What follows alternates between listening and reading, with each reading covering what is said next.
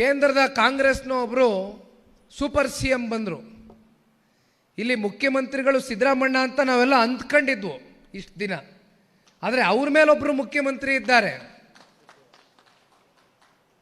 ಇವತ್ತು ಎಲ್ಲರೂ ಅನುದಾನ ಸಿಗಬೇಕು ಅಂತಕ್ಕಂಥದ್ದಾದರೆ ಸ್ವಾಭಾವಿಕವಾಗಿ ಮುಖ್ಯಮಂತ್ರಿಗಳ ಹತ್ರ ಎಲ್ಲರೂ ಹೋಗ್ತಕ್ಕಂಥದ್ದು ನಾವು ನೋಡಿದ್ದೀವಿ.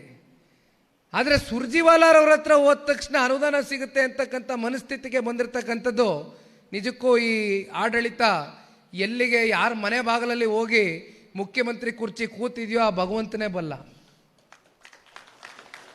ತದನಂತರ ಇವರೆಲ್ಲ ಪಾಪ ಕಾಂಗ್ರೆಸ್ನ ಸ್ವಪಕ್ಷದ ಶಾಸಕರು ಹೋಗಿ ಈ ರೀತಿ ಪರಿಸ್ಥಿತಿಗಳಿದೆ, ನಮಗೆ ಹೆಂಗಾರು ಇನ್ನೊಂದಷ್ಟು ದೊಡ್ಡ ಮಟ್ಟದಲ್ಲಿ ಹಣಕಾಸು ಬಿಡುಗಡೆ ಮಾಡಿಸ್ಕೊಡಿ ಅಂತ ಕೇಳಿದ ಮೇಲೆ ಕೊನೆಗೆ ಮೊನ್ನೆ ಸೂಪರ್ ಸಿ ಎಂ ಆದೇಶದಂತೆ ಮುಖ್ಯಮಂತ್ರಿಗಳು ಹೊರಗಡೆ ಬಂದು ಆಮೇಲೆ ಹೇಳ್ತಾರೆ 50 ಕೋಟಿ ರೂಪಾಯಿ ಕೊಡ್ತೀವಿ ನಾವು ಪ್ರತಿ ಕ್ಷೇತ್ರಕ್ಕೂ. ಅದು ಯಾರಿಗೆ?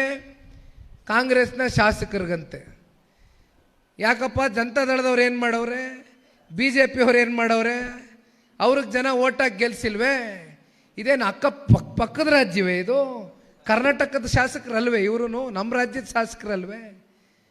ಈಗ ಇವ್ರು 50 ಕೋಟಿ ಏನು ಘೋಷಣೆ ಮಾಡಿದಾರಣ, ತಪ್ಪು ತಿಳ್ಕೊಬೇಡಿ. ಮೊನ್ನೆ ನಾನು ಇಂಡಿಗೆ ಹೋಗಿದ್ದೆ, ವಿಜಯಪುರ ಜಿಲ್ಲೆಗೆ. ವಿಜಯಪುರ ಜಿಲ್ಲೆಯಲ್ಲಿ ಒಂದು ಬಹಿರಂಗ ಸಭೆಯಲ್ಲಿ 4,500 ಕೋಟಿ ಘೋಷಣೆ ಮಾಡಿ ಬಂದಿದ್ದಾರೆ.